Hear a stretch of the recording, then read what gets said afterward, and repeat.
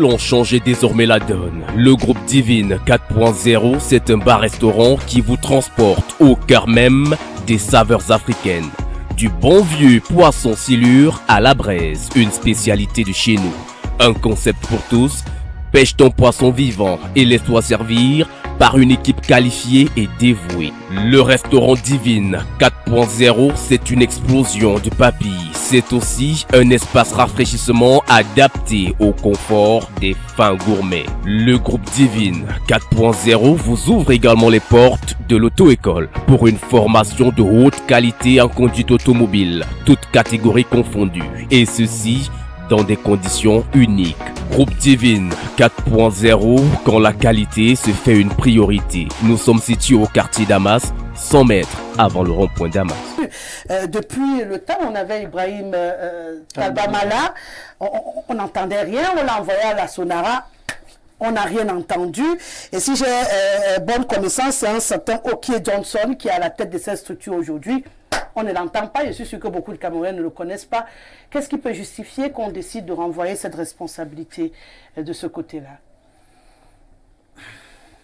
Certains diront que je suis dans le fond du commerce. Mais c'est ça. Installez-vous sur votre comptoir. Avec la Bible à côté. Je ne parle pas à ceux qui sont convaincus que nous ne devons pas faire le commerce. Voilà. Je parle à ceux qui veulent qu'on change ce qui nous dirige. Ouais.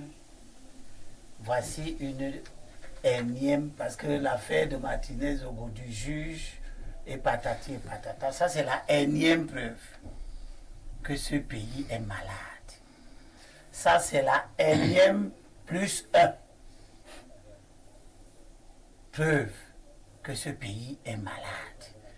Et je dis à nos compatriotes qui se préparent d'aller aux élections que vous aurez N plus 2, N plus 3, N plus 4 preuves que ce pays est malade. Je suis né en 62, quand le Cameroun importait les hydrocarbures à consommer. Je n'ai pas vu de pénurie. J'ai ouvert les yeux, le Cameroun ne raffinait rien, même pas 1%. Ouais. On importait et je n'ai pas vu de crise d'hydrocarbures. J'ai vu le Cameroun prendre la décision pour asseoir sa souveraineté énergétique en matière d'hydrocarbures, créer une raffinerie, importer, raffiner soi-même. Même si on peut contester ce choix-là, sa pertinence, la Sonara a importé, elle a raffiné, elle a mis à la disposition du marché. Ça a duré jusqu'à son incendie. Je n'ai pas vu de crise. La CSPH a été créée, elle a géré et ce communiqué s'il vient nous montrer, on parle de réhabiliter. Ça veut dire qu'on lui avait enlevé ça. Ouais. Et on se rend compte que ce n'était pas une bonne chose. Si c'était une bonne chose, on n'aurait pas dit de réhabiliter. Là encore, la science, parce que moi je suis en train de faire la physique, la science viendra nous expliquer que réhabiliter ne veut pas dire que c'était mauvais avant. Mais si on dit de réhabiliter, cela veut dire que quand c'est passé au ministère des Mines, il s'est passé là-bas des choses qui ont fait en sorte que l'attention et le doigté avec laquelle ou lequel la CSPH sélectionnait les importateurs n'a pas été respecté. C'est pour ça qu'on reprend ça entre les mains du ministère des Mines, où il y a des mauvais fonctionnaires corrompus pour remettre à la CSPH. C'est ça que ça veut dire. Puisqu'on dit que la CSPH qui pilotait le processus d'attribution des quotas aux importateurs majeurs du secteur, présentant les profils techniques et financiers leur permettant de procéder immédiatement aux importations. Donc, là-bas au ministère, on n'a pas veillé que les importateurs aient le profil technique. On n'a pas pris les meilleurs qui pouvaient On n'a pas veillé à ce que les importateurs aient le meilleur profil technique et financier. On a donné à des gens qui n'avaient pas ces aptitudes. Le représentant ici met à la disposition de ceux qui veulent le changement nous qui voulons le changement, on nous apprend que c'est une affaire de 400 milliards. C'est-à-dire que les importateurs n'ont pas reçu tout l'argent qu'il faut. Ils ont importé, ils ont mis du produit à notre disposition. L'argent, c'est X. Ce qu'on vend à la pompe est plus petit. Il manque 400 milliards pour qu'eux, ils aient l'argent qu'ils ont dit qu'il leur faut. Ils importent, ils vous disent que je vais vous vendre à 10 francs. Et puis, au lieu de leur payer 10 francs, les pompes amènent 7 francs. Il manque 3 francs qui représentent la subvention de l'État. Si vous me donnez les 3 francs là, je paye. Et l'État n'a pas donné encore. Peut-être il va donner. C'est 400 milliards, c'est ce que le fonctionnaire dit. Mais cet État qui ne peut pas vous donner 400 milliards, c'est lui qui a dépensé 1000 milliards pour faire jouer au football. Et construire des stades qui sont posés là, qui ne rapportent aucun franc. C'est ça que je veux dire aux gens qui veulent le changement. Que voilà donc votre État, et pour lequel vous voulez mettre le fils d'un président qui ne l'a jamais assisté dans la conduite des affaires de l'État. Vous voulez mettre cet enfant-là qui a 51 ans, qui vient de prendre sa carte dans le parti, à Lyon dernièrement. C'est-à-dire que depuis que son père est chef de parti, son père ne l'a jamais intéressé à la conduite des affaires. Sauf maintenant qu'il a 90 ans, il est fatigué. C'est cet enfant-là que vous voulez mettre pour succéder, continuer un régime qui n'a pas 400 milliards aujourd'hui pour payer les hydrocarbures, pour que tout le monde fonctionne. Mais il a eu 1000 milliards pour construire des stades de football. J'ajoute, comme c'est maintenant le secrétaire général de la présidence qui parle, le chef de gouvernement ne parle pas, parce que je suis surpris que le chef de l'État ne parle pas avec son chef de gouvernement, pour que le chef de gouvernement pilote l'action du gouvernement. J'entends le secrétaire général. Si c'est lui qui est le chef du gouvernement, je voudrais dire, monsieur le chef du gouvernement, faites des Ngongo, parce que c'est toi le chef du gouvernement maintenant. Bon. Les scientifiques diront que la Constitution dit qu'il est chef de gouvernement, mais cela n'empêche pas qu'il y ait un chef de gouvernement parallèle. Comme tu es donc le chef de gouvernement, tu viens de dire de veiller que les entreprises chargées de l'importation et de la distribution des produits respectent les prix homologués. Donc ils ne respectaient pas. C'est ça que ça veut dire. Si on rappelle que veille à ce qu'ils respectent, ça veut dire qu'il y a un problème sur le respect des prix homologués. Ça traduit... Exactement, sur le montage financier, je peux me permettre de montrer pas exactement ça. Ça veut dire quoi? Comme l'État fixe les prix à la pompe, c'est-à-dire il y a un plafonnement de prix. Maintenant, en libéralisant en bas, il faut tout faire d'éviter le moins disant que nous amène à ne pas pouvoir payer. Voilà. Mais sans dépasser la borne supérieure plus. Maintenant, en termes de subvention, je rappelle que l'État ne donne pas l'argent. L'État s'abstient de percevoir ce à quoi il a droit. Et c'est pour ça que je dis, la combine vient du fait de la sélection des importateurs. Parce qu'en réalité, lorsqu'on fait un montage financier, il suffit de montrer à une vraie banque que l'État vous doit pour que la banque lève le financement, à la seule condition que les banques fassent confiance à votre gouvernement. Mais aujourd'hui, j'ai fini par là. Je vais quand même dire une chose. Aujourd'hui, est-ce que l'État du Cameroun peut être pris à partie pour 400 milliards? C'est une question qu'il faut se poser. Permettez qu'il chute et vous reprenez la parole pour expliquer. Abel, on sort. Parce que là, on a largement dépassé le temps imparti à cette émission. Le roi Salomon dit dans Proverbe chapitre 29, verset 18. Là où il n'y a pas de vision, le peuple est sans frein. C'est-à-dire que les choses vont dans tous les sens. D'accord. La Sonara a brûlé en 99. 2019. En 2019. On nous dit qu'on était en train de la transformer ou l'adapter pour qu'elle raffine enfin notre but, ce qui est une très bonne chose. Donc depuis 2019, 4 ans, entre-temps, vous avez dépassé 1000 milliards pour jouer au football. Vous n'avez pas terminé la mise à jour de la Sonara. Non, on n'a même pas bouclé le montage financier. Dont on a entendu parler des problèmes d'assurance. C'est-à-dire que elle a brûlé, il n'y avait aucune compagnie d'assurance pour payer le préjudice. Parce que sa police d'assurance n'était pas à jour.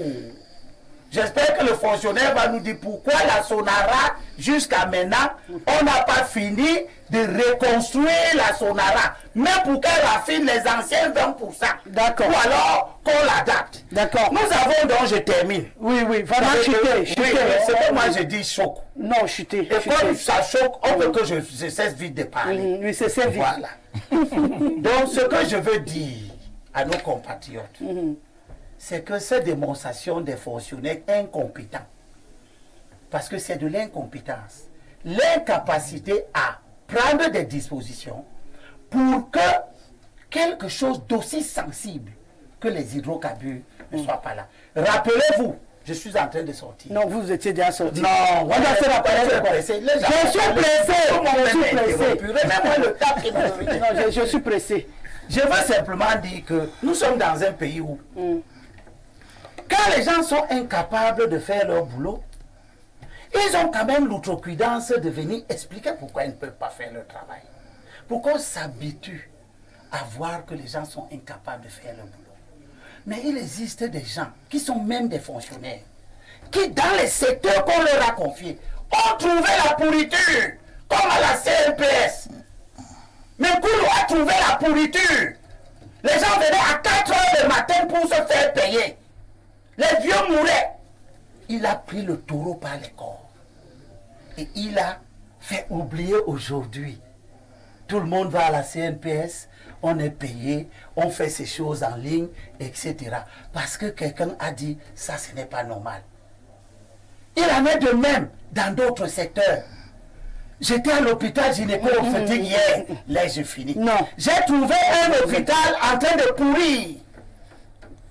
J'ai trouvé un hôpital en train de pourrir. À Douala ou à Yaoundé? À Douala, gynéco-obstétrique.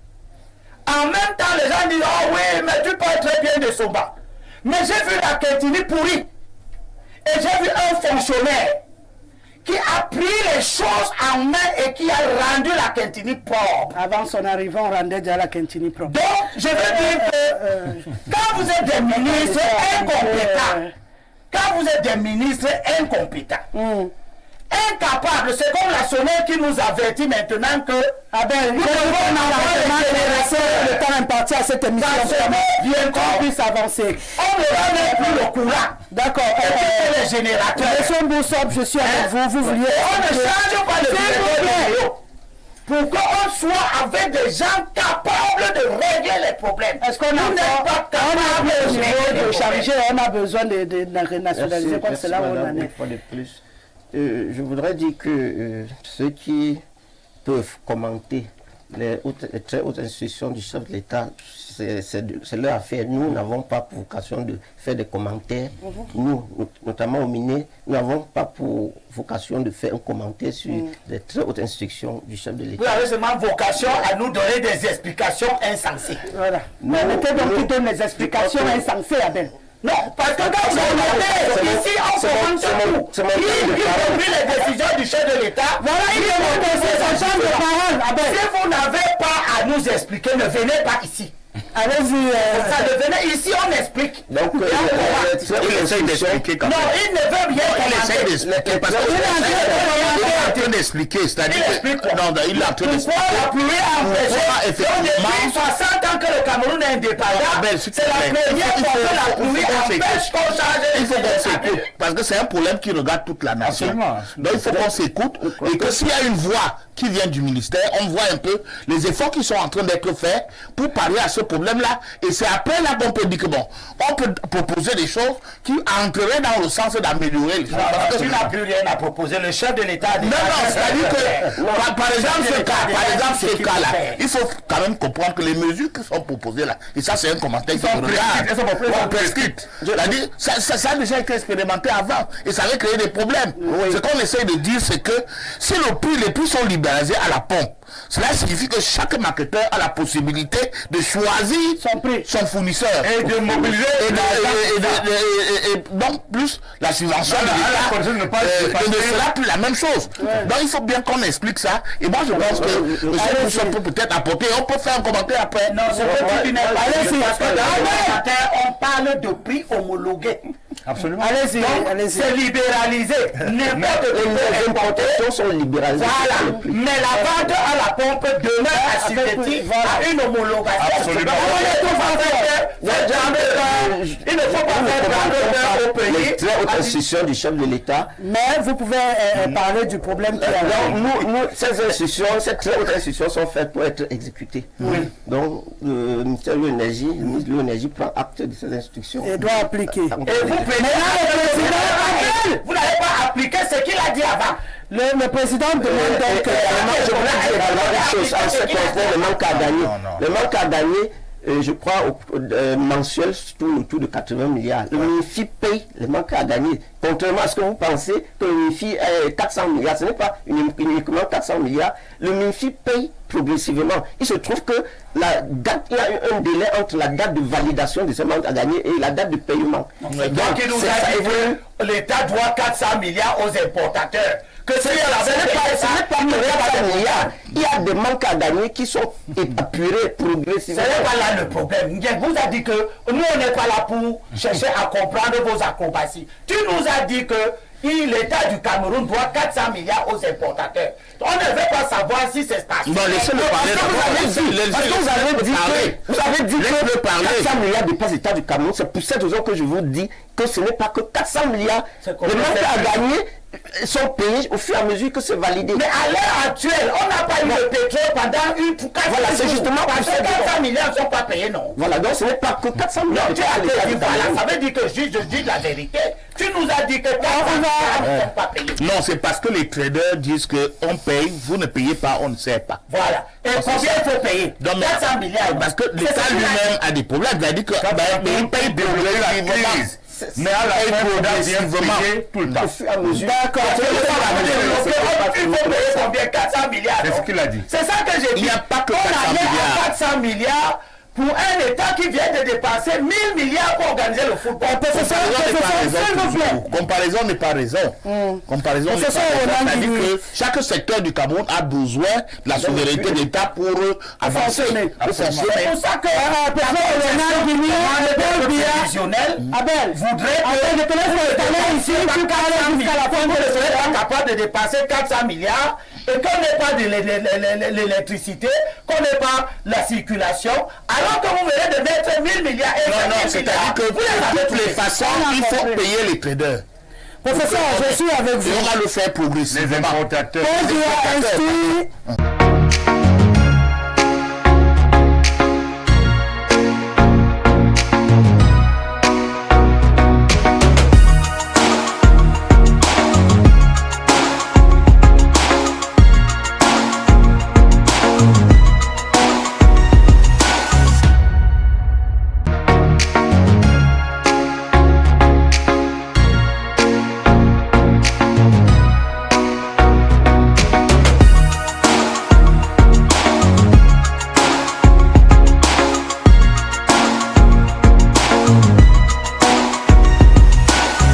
Et si l'on changeait désormais la donne? Le groupe Divine 4.0, c'est un bar-restaurant qui vous transporte au cœur même des saveurs africaines.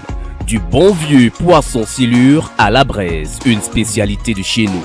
Un concept pour tous, pêche ton poisson vivant et laisse-toi servir par une équipe qualifiée et dévouée. Le restaurant Divine 4.0, c'est une explosion de papilles. C'est aussi un espace rafraîchissement adapté au confort des fins gourmets. Le groupe Divine 4.0 vous ouvre également les portes de l'auto-école pour une formation de haute qualité en conduite automobile, toutes catégories confondues. Et ceci dans des conditions uniques. Groupe Divine 4.0, quand la qualité se fait une priorité. Nous sommes situés au quartier Damas, 100 mètres avant le rond-point Damas.